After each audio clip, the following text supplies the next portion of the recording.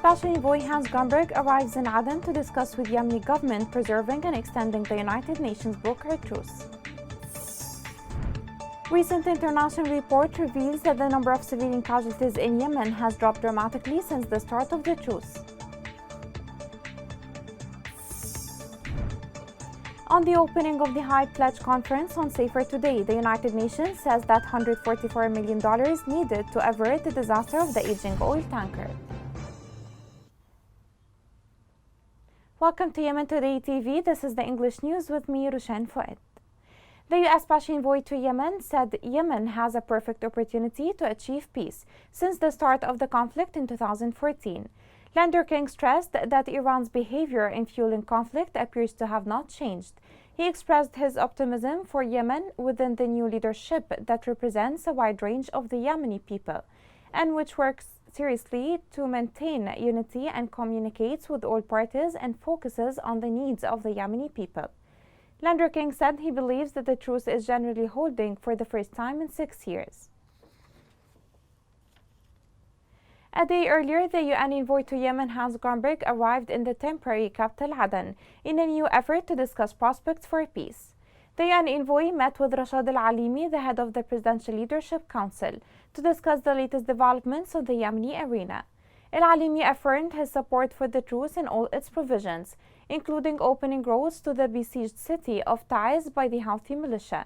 The head of the PLC reiterated the readiness of the government to provide everything necessary in order to facilitate the success of the UN efforts to bring peace to Yemen. A new report released by Civilian Impact Project, supported by Norwegian Refugee Council, indicated that the number of civilian casualties has dropped dramatically since the UN-mediated truce entered into effect. This report has more details. The conflict in Yemen continues to take a heavy toll on Yemeni civilians, making Yemen the world's worst humanitarian crisis. The UN estimates that 131,000 of the estimated 233,000 deaths in Yemen since 2015 are the result of violence or indirect causes like food insecurity and lack of access to healthcare services. The war in Yemen continues to leave catastrophic effects on the lives of the vast majority of Yemenis amid the aggravation of the economic and humanitarian crisis. Since the start of the UN-brokered truce, the number of civilian casualties in Yemen has sharply dropped. The number of civilians killed and injured in Yemen has dropped by more than 50% since the start of the truce agreement. In the month before the announcement of the UN-brokered truce, 213 people were injured or killed in Yemen's war. According to data from the Civilian Impact Monitoring Project, this was reduced to 95 in the next month. Many families have lost their loved ones due to the ongoing war in Yemen. A nationwide 2-month truce started April 2 after agreement between the two parties to the conflict, which has lasted for more than 7 years. So far, the truce caused a significant reduction in the number of casualties from airstrikes, shell fire, and shooting. The war has killed hundreds of thousands of people and pushed the Arab world's poorest country to the brink of famine. But a renewable 2-month truce that took effect on April 2 has provided a rare respite from violence in much of the country. For many years, the lives of Yemenis have been completely damaged by the war. This truce offers hope for real peace nationwide.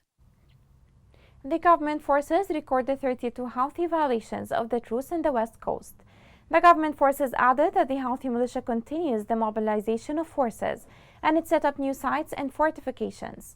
In Hodeidah, a soldier was killed and Houthi drones were spotted in violation of the truce. In Ma'rib as well, a Houthi drone was dropped. The United States last month welcomed the United Nations mediator truce in Yemen, with President Joe Biden saying that the initiative is a long-awaited reprieve for the people of the country.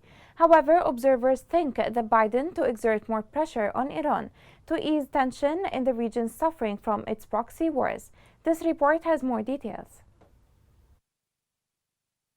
Since 2016, the Houthis have carried out more than 4,000 ballistic missile attacks on neighboring Saudi and Emirati lands, resulting in hundreds of civilian deaths and injuries. The rebels' access to sophisticated aircraft drones led to only one state actor that enables them, which is Iran. Iran's Islamic Revolutionary Guard Corps was designated a foreign terrorist organization by the Trump administration in 2019. Following the designation, former President Donald Trump stated that the Iranian government is not only a state sponsor of the terrorism, but also uses the IRGC to strengthen its global terrorist campaign. However, Iran is still financing and supporting terrorist efforts through criminal proxy networks. Iran increased its military budget and funding for the IRGC by about 14% in 2021. In addition, Joe Biden promised to reopen talks with the Iranian government to restore the 2015 nuclear deal, which placed numerous restrictions on Iran's nuclear program in exchange for relief from international sanctions. Lifting the designation would have tragic consequences for American interests in the Middle East,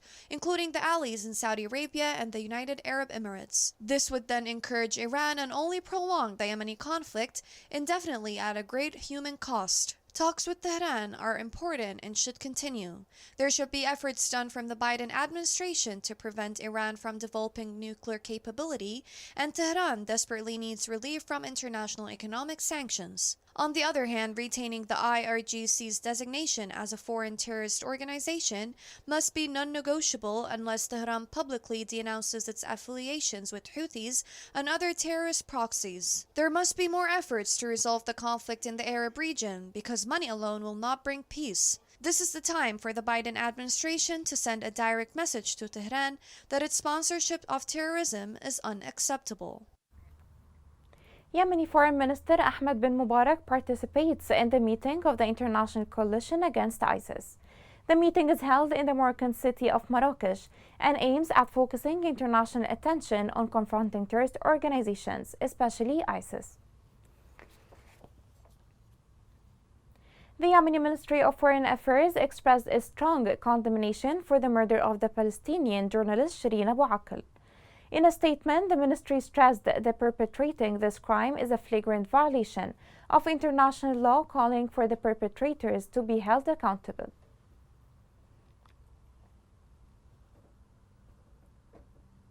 The United Nations announced that it had received pledges of $41.5 million at an international donors conference to finance the rescue plan for the Safer Oil tanker. Khalid Abouzar, director of the Regional Office for Arab States at the United Nations Development Programme, said the extra funding will help provide money to save the Red Sea. This report has more details. In a seemingly last-ditch attempt to save the Red Sea from a foreseeable crisis, the United Nations co-hosted with the Netherlands a donor conference in The Hague to save Safer tanker. The salvage operation of the decaying tanker, which is full of oil and moored off the coast of Yemen, needs $145 million. David Grisley, the United Nations humanitarian coordinator for Yemen, said the amount of the needed grants include $80 million to transfer more than 1 million barrels of crude oil from the ship. The Bridging Conference comes more than 2 months after the United Nations and Houthi rebels reached an agreement to transfer the tanker's contents to another vessel. The agreement also includes a United Nations commitment to provide a replacement equivalent to sulfur suitable for export within 18 months. The Iranian-backed Houthis control Yemen's western Red Sea ports, including Ras Isa, just 6 kilometers from where the FSO Safar has been moored since the 1980s. The tanker is rusting with a cargo that at risk of exploding or spilling. Negotiations have so far failed to resolve how to secure the cargo and the ship, which has been left without maintenance for the past 7 years. In the event of an oil spill, the impacts would be devastating. Crude oil contains toxic chemicals that are harmful to human health. Millions of people in Yemen and in nearby countries could be exposed to very high air pollution levels from a possible explosion. An oil spill would exacerbate the humanitarian crisis in Yemen, preventing access to the main ports of Hodeida and Salif. The oil spill, if happened, could drift to the coastlines of Yemen's neighboring countries, potentially disrupting shipping routes, fishing, and tourism in the Red Sea resorts. The short and long-term potential humanitarian and environmental impacts of suffer in the region would be mitigated only by the removal of oil from import. Coming next. Houthi militia continues to organize summer schools to recruit children as soldiers and sell them to war fronts.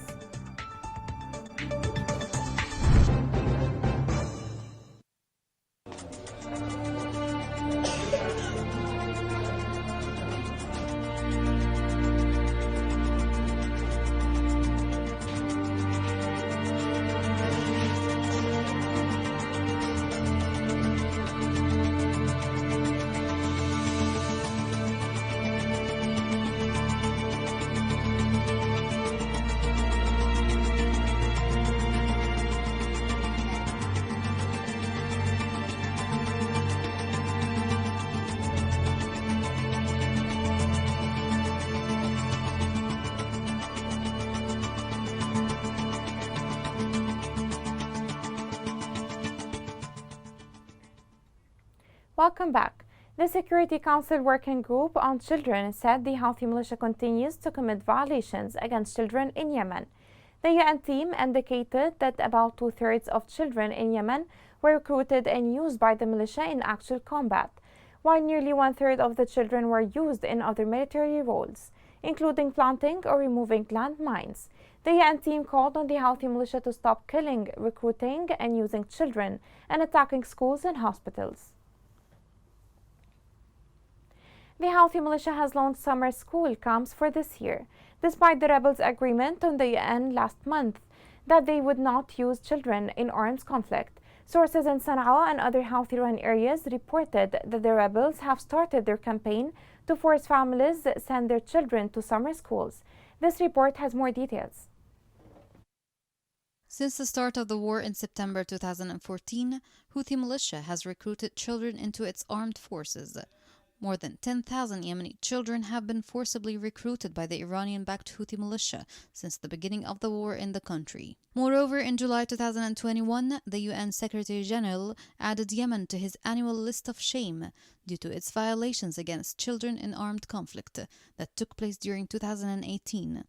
The list reported the death of more than 1,100 kids. The UN panel of experts on Yemen stated that almost 2,000 Yemeni children, some as young as 10, recruited by the Iran-backed Houthis, were killed in fighting between early 2020 and May 2021. Although Houthi militia has promised earlier and signed an agreement with the United Nations that they will not recruit children anymore into their fighting, they continue to ignore the hands outstretched for dialogue, dealing with the truce and peace efforts with complete ignorance and disregard, and have recently broken this agreement and started recruiting children again into their ranks and imposing their sectarian ideology on them.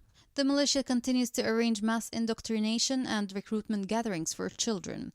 In order to impose its superstitions, it uses many deceptive means of influence, to use it to charge generations with its reckless ideas, for most of which is taking advantage of the school vacation and its summer centers, which distorted its constructive idea and dyed its national message with its foreign sectarian color. And it became a Houthi umbrella to deceive children and push them to the fronts, in a clear confirmation for not being serious about a peace that ends the tragedy of the Yemenis, and for taking the truce as an opportunity to catch some breath and strengthen its capabilities. In their annual report to the UN Security Council, the experts confirmed that the Houthis held large summer camps in schools and mosques where Yemeni children were radicalized, given weapons training, and then sent to the battlefields to fight Yemeni government forces. During the annual summer camps, children received military training, including evading rockets, planting mines, and digging tunnels. The UN panel of experts documented a case in which sexual violence was committed against a child who underwent military training.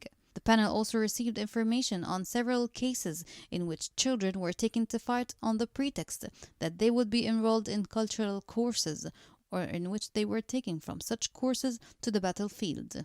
The worrying issue is not only the recruiting of children in military operations, but feeding their simple minds with extremist ideas and filling them with hate speech and violence, thus creating future projects of extremism that may not be controlled later on.